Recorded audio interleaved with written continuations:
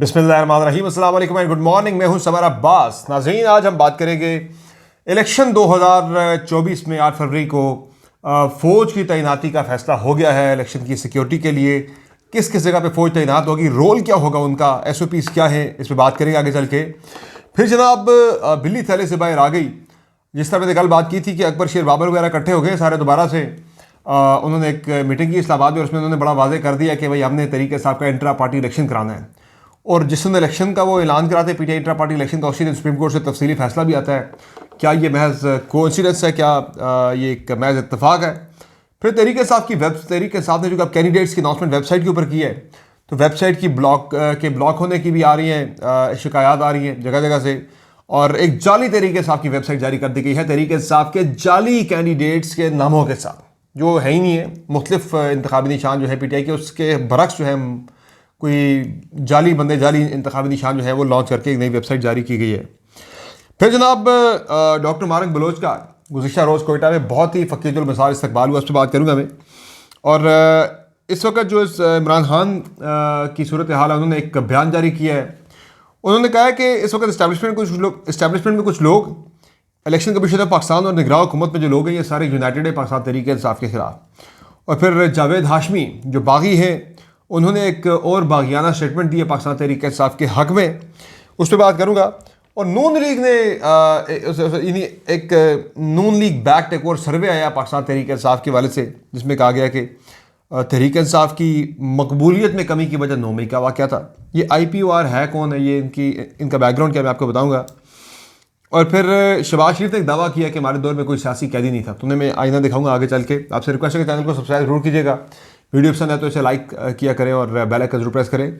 सबसे पहले ज़रा बात करते हैं कि 8 फरवरी के इलेक्शन में हुकूमत ने नोटिफिकेशन जारी किया, हुकूमत की मंजूरी के बाद इलेक्शन कमीशन ने नोटिफिकेशन जारी कर दिया फ़ौज की तैनाती का। और फ़ौज जो है यहाँ पर रैपिड रिस्पांस फोर्स का काम करेगी और गश्त करेगी जो हसास पोलिंग स्टेशन होंगे वहाँ पर। और 3 टीयर्स में सिक्योरिटी लगेगी। अंदर जो है वो सिविल इंतज़ामिया होगी, यानी पुलिस होगी, बाहर जो है वो सिविल जो है आर्म फोर्सेस यानी कि जो है होंगी। और उसके अलावा फिर जो 3rd टीयर पे फ़ौज होगी हसास पोलिंग स्टेशन पर। और किसी भी पोलिंग स्टेशन के अंदर जो है वो फ़ौज तैनात नहीं होगी, 3 लेयर्स होंगी, तो उसमें ये जो है सिक्योरिटी फोर्सेस को तैनात किया जाएगा। फिर जनाब जो अंदर पुलिस, फिर पैरामिलिट्री फोर्सेस और फिर मिलिट्री जो है वो 3 नंबर पर होगी। ये SOPs जारी की गई हैं। फिर जनाब जो अगली खबर है वो ये है कि पाकिस्तान पीपल्स पार्टी की मैं खबर एक वो इंट्रो में जिक्र करना भूल गया कि बिलावल भुट्टो जरदारी ने पाकिस्तान पीपल्स पार्टी के इजलास में आसिफ अली जरदारी को अगले सदर के इलेक्शन में जो है कैंडिडेट के तौर पर फील्ड करने का जो फैसला है वो पार्टी में उन्होंने डिस्कस किया है। और पार्टी ने यह मामला CC में ले जाने की जो है वो तजवीज़ दी है। यानी अब आसिफ अली जरदारी जो है, he is all set to become the next presidential candidate, वो अगले सदारती उम्मीदवार के तौर पर सामने आने वाले हैं। और इसके अलावा जनाब एक PTI के हक़ में एक बड़ी इंटरनेशनल डेवलपमेंट होने वाली है, वो मैं आगे चल के बताऊँगा, उस पर मैं बात करूँगा। PTI की वेबसाइट जो है जनाब, उस पर मैंने कल भी बात की थी, परसों भी मैंने बात की थी गालिबन, कि PTI की वेबसाइट जो है वो खुलती नहीं है। एंड्रॉयड पे नहीं खुल रही, iPhone पे नहीं खुल रही, लैपटॉप पे नहीं खुल रही, बड़ी दुश्वारी का सामना करना पड़ता है।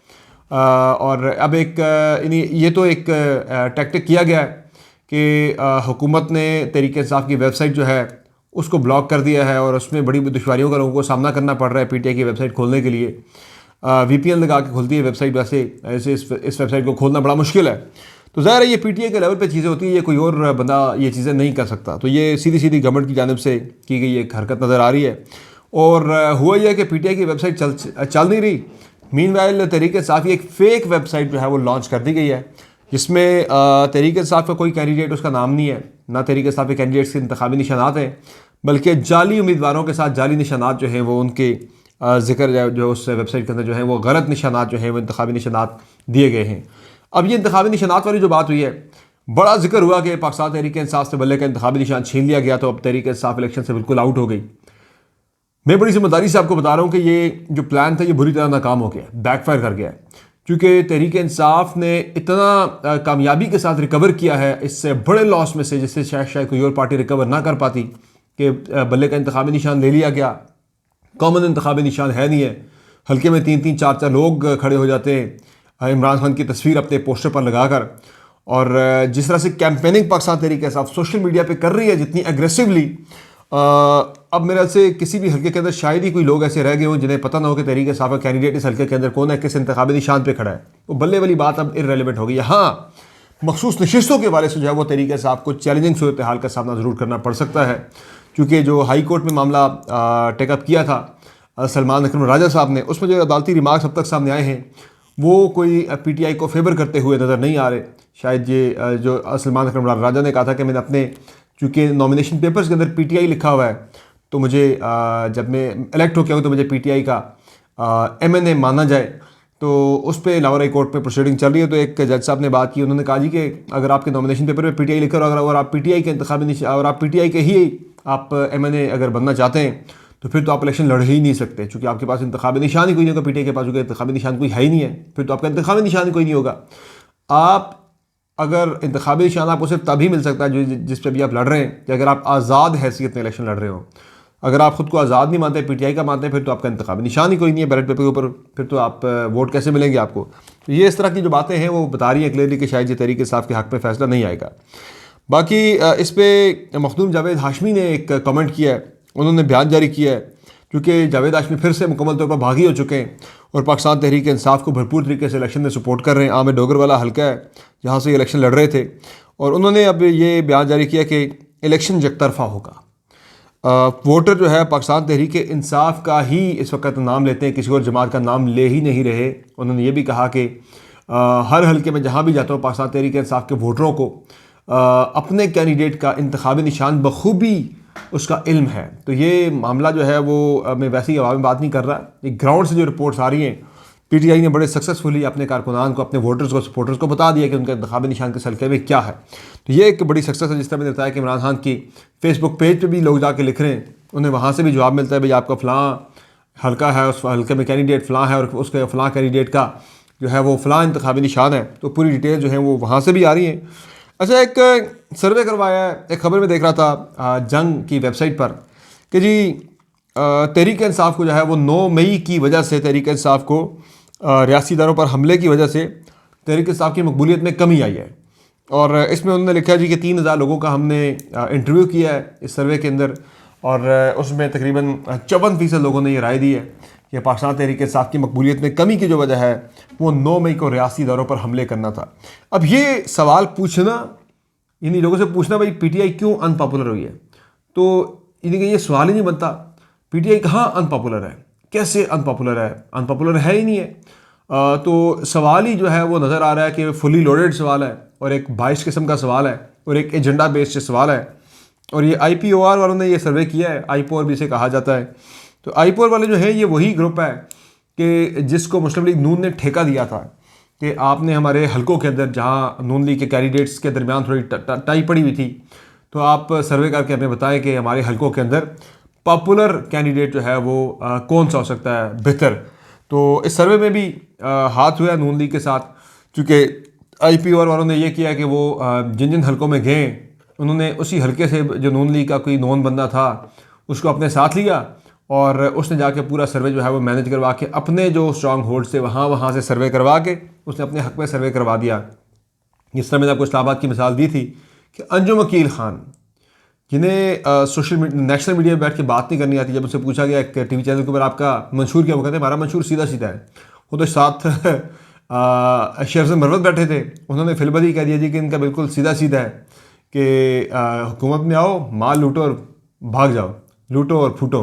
उन्होंने कहा जी ये इनका बड़ा सीधा सीधा वाक़ता इनका जो मंशूर है। अजराए मज़ा ये बात हो रही थी ऑन द लाइटर नोट, लेकिन यह कि उनको बिल्कुल बात भी नहीं करनी आती और बड़े ही हालात उनके हल्के के अंदर पतले हैं। उन्होंने पूरा सर्वे मैनेज किया, हालांकि दूसरा जो कैंडिडेट था वो ज़्यादा मजबूत था इस हल्के के अंदर PMLN का। तो ये IPOR वाले जो है या IPOR वाले जो है ये जो सर्वे है ये बड़ा नज़र आ रहा है वाज़े तौर पर कि ये तहरीक इंसाफ के ख़िलाफ़ एजेंडा बेस से सर्वे कराएगा। जैसे सवाल कि PTI अनपॉपुलर क्यों हुई है, पहले ये पूछे क्या PTI अनपॉपुलर हुई भी है या नहीं हुई। पहले ये चीज़ तो आप देखें ज़रा कि पॉपुलर पार्टी है कौन सी। तो IPOR वालों को चाहिए, IPOR को चाहिए कि वो सर्वे ये करे पंजाब के अंदर जाके इस वक्त 3000 के आप 6000 लोगों से आप जाके पूछ लें कि सबसे पॉपुलर जमात है कौन सी, तो उसमें आपको एक ही जवाब मिलेगा, पाकिस्तान तहरीक इंसाफ। अच्छा, इसमें 54% लोगों का उनके मुताबिक राय है कि भाई PTI 9 मई के वाक़यात की वजह से गैर मकबूल हो चुकी है पंजाब के अंदर। तो मैं इस चीज़ को, जो सर्वे को जो है, मैं जो मुझे इसकी जो सवाल से पता लग रहा है कि भाई ये 22 टेक सर्वे है। अच्छा, शहबाज शरीफ साहब का एक इंटरव्यू में सुन रहा था, उनका एक बयान में सुन रहा था, तो एक जलसे के अंदर उन्होंने बयान दिया है कि जी हमारे दौर में कोई सियासी कैदी नहीं था। तो ये इमरान रियाज शहबाज शरीफ साहब से आपके दौर में ही कैद हुए थे ना, आपके दौर में ही गिरफ्तार हुए थे, और किस मकसद के तहत इन्हें उठाया गया था? तहरीक इंसाफ के कई लोग जो हैं वो गिरफ्तार हुए। 9 मई को जब इमरान खान को गिरफ्तार किया गया था, उस वक्त भी गालिबन आपकी ही हुकूमत थी। वो बाद में चले सुप्रीम कोर्ट ऑफ पाकिस्तान ने छुड़वा दिया, लेकिन हुकूमत तो आपकी थी, गिरफ्तारी तो हुई। दीगर जो इतने लोगों को पार्टी जो है वो उठाया गया, उनसे सियासत तक छुड़वा दी गई, तो वज़ीर-ए-आज़म तो शहबाज साहब आप ही थे। तो ये आप कौन से सियासी कैदियों की बात करें? वो नून लीग के अपने कारकुनान की बात करें कि हमारी पार्टी का कोई बंदा गिरफ्तार नहीं हुआ। उस सिर्फ अगर आप इशारा कर रहे हैं तो फिर बिल्कुल मैं बात तो आपकी बात से इत्तफाक करता हूँ। अगर आप ओवरऑल तमाम पॉलिटिकल पार्टीज़ की बात करते हैं या PTI की बात अगर आप करें स्पेसिफिकली, तो आपका बयान जो है ये बिल्कुल भी दुरुस्त नहीं है। बाकी इसमें इनकी जो वजह, मैंने इमरान रियाज का जिक्र किया तो मुझे याद आ गया कि इमरान रियाज के बारे से अच्छी खबर भी है कि इमरान रियाज जो है वो बहुत जल्द व्लॉग अपना करना शुरू करने वाले हैं, और अपने यूट्यूब चैनल पर वो जिस तरह पहले फुल एक्शन में हुआ करते थे, व्लॉग्स किया करते थे, वही व्लॉग्स आपको वो दोबारा भरपूर तरीके से इमरान रियाज की जानिब से सुनने को मिलेंगे। मेरी उनसे तफसीली गुफ्तगू हुई थी, माशाल्लाह अब उनकी आवाज़ में बिल्कुल किसी किस्म की कोई भी रुकावट या हकलाना, वो तमाम चीज़ें ख़त्म हो गई। अब वो इमरान रियाज मुझे बिल्कुल आज से 7-8 महीने पहले वाला इमरान रियाज आज लगा है टेलीफोन पे गुफ्तगू करते हुए, जो कि बहुत ज़्यादा इत्मीनान बख्श था और मुझे काफ़ी खुशी भी हुई। बाकी एक और जो मामला है जनाब, पीपल्स पार्टी की मैं बात कर लूँ क्विकली कि पीपल्स पार्टी की इंटरनल कमेटी का पीपल्स पार्टी की एक इंटरनल कमेटी थी, एक इंटरनल इजलास था जिसमें बिलावल भुट्टो जरदारी ने अगले सदर के लिए आसिफ अली जरदारी का नाम जो है वो पिच किया है। तो पार्टी ने कहा कि इस मामले को CC में लेकर जाएंगे, और पीपल्स पार्टी की जानिब से Asif Ali Zardari number of seat जो है वो ज़्यादा सीटें आने पर जो है वो पाकिस्तान पीपल्स पार्टी के कैंडिडेट होंगे बराए सदर पाकिस्तान। और इस बराए राय का, इस ख्वाहिश का इज़हार वो पहले भी कर चुके हैं, मैं आपको खबर दे चुका हूँ कि सदर मुमलिकत के लिए जो है वो जो मैच पड़ेगा वो आसिफ अली जरदारी और मौलाना फजल रहमान के दरमियान पड़ने जा रहा है। And it would be very interesting match, बड़ा देखने वाला ये मैच होगा। बाकी जो मामला है जो पाकिस्तान तहरीक इंसाफ के इंटर पार्टी इलेक्शन का, अकबर शेर बाबर ने अनाउंस कर दिया है कि भाई मैं पार्टी में इंट्रा पार्टी इलेक्शन करवाऊंगा तहरीक इंसाफ के, और हम इसको एक इंस्टीट्यूशन बनाएंगे सही मानों में। तो अकबर शेर बाबर साहब जो हैं ये तो पार्टी से निकाल दिए गए थे, पार्टी के बानी मेंबर हुआ करते थे, फिर बाद में इनका पार्टी के साथ कोई लेना देना नहीं रहा। तो ये बड़ी हैरानकुन बात है मेरे लिए, तो बड़ी ये तजस्सुस वाली बात है मेरे लिए, बड़ी हैरानकुन बात है कि क्या ये महज इत्तफाक है कि उसी दिन फ़ैसला हुआ, सुप्रीम कोर्ट ऑफ पाकिस्तान का तफसीली फ़ैसला आता है पाकिस्तान तहरीक इंसाफ के ख़िलाफ़, उसी दिन अकबर शेर बाबर साहब जो है वो पार्टी में इंट्रा पार्टी इलेक्शन करवाने का ऐलान करते हैं। मुमकिन है ये महज इत्तफाक ही हो। इसके अलावा जो फाइनल ख़बर है जनाब, वो महारंग बलोच जो हैं वो कोयटा पहुंची, तो उनका इतना बड़ा और इतना फ़कीरुल मसार इस्तकबाल हुआ है कि जितना अब तक के सारे जलसों में कोई सियासतदान जलसा नहीं कर सका। मुझे अफसोस इस बात का है कि महारंग बलोच यहाँ से खाली हाथ गई हैं, अपने साथ जो एहतजाज में लोगों को वो लेकर आई थी। उनकी बात नाजायज़ भी थी, being a citizen of Pakistan, एक पाकिस्तान की शहरी होने के नाते आपका काम बनता था हुकूमत का कि आप उनके पास जाते, उन्हें सुनते, उनकी दाद रसी करते कि ठीक है इस मामले को देखेंगे, इन्वेस्टिगेट करेंगे, जो भी है। आपको एक मतलब उन्हें सुन लेना चाहिए था। वो सिटीज़न है पाकिस्तान की, आपका उनकी राय से, उनकी बातों से सौ इख्तलाफ हो सकता है, लेकिन उनकी बात को सुनना चाहिए था। उन्हें जो है मौका दिया जाना चाहिए था अपनी बात, अपने मुतालबात एक्सप्रेस करने का, लेकिन रियासत ने उनके साथ बड़ा ही बुरा सलूक किया। जब वो कोयटा पहुंची तो कोयटा के अवाम ने इतना बड़ा गैर मामूली फ़कीरुल मिसाल उनका इस्तकबाल किया कि मैं देख के हैरान रह गया कि ये तो इलेक्शन लड़े अगर महारंग बलोच, तो ये तो कन्फर्म MNA तो आराम से बन जाती हैं, यानी कि वो इतनी पॉपुलर हो चुकी हैं इस एहतजाज के बाद कोयटा के अंदर। मुझे दुख है कि बलूचिस्तान से हमारे बहन भाई आए थे और वो खाली हाथ ले यहाँ से चले गए। अपने निगरान वज़ीर-ए-आज़म के होते हुए, निगरान वज़ीर-ए-आज़म का कोयटा से ताल्लुक़ है, उनके अपने चीफ जस्टिस बैठे हैं जनाब, जिनका ताल्लुक़ बलूचिस्तान से है, और उनके अपने चेयरमैन सेनेट बैठे हैं, लेकिन वो लोग यहाँ से फिर भी हाली हाथ लौटे, जिसका मुझे बड़ा दुख। आज भी जलसे जुलूस काफ़ी ज़्यादा होने हैं पीपल्स पार्टी का, नून लीग का, और PTI भी तैयारियाँ कर रही है। तो एक्टिविटी आज भी सियासी जारी रहेगी, अदालती केसेस भी खान साहब के जारी रहेंगे। आपको अगली वीडियो में इन सारी डेवलपमेंट से मुतालिक अपडेट करेंगे। फिलहाल दीजिए इजाज़त, अपना बहुत ख्याल रखिएगा। अल्लाह के बाद।